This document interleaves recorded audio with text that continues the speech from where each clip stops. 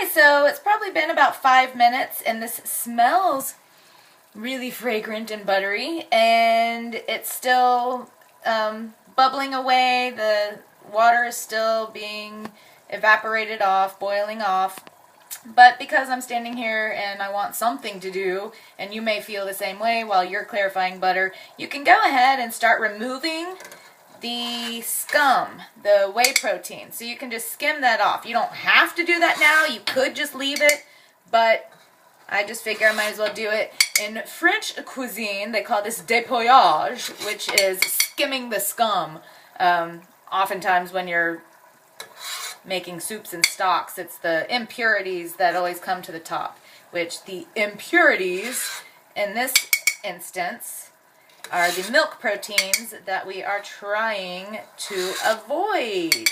So I'm just gonna take some of these off. You don't really have to worry too much about getting it all because there is a straining step later.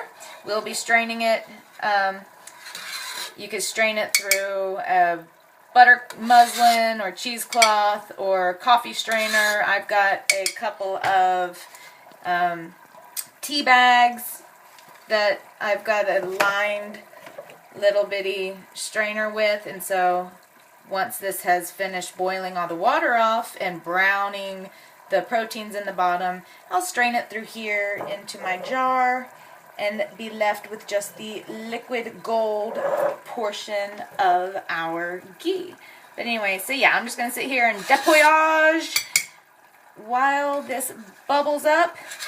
And don't be alarmed, you're probably going to lose about 25% of your butter in this process because you're losing the water portion, you're losing the sediment, and the stuff that you have to scrape off. So if you need a specific amount of butter for a specific recipe, make sure you estimate, you think about the fact that you're going to lose about 25% of what you start with in this process. Alright, we'll be back in a few.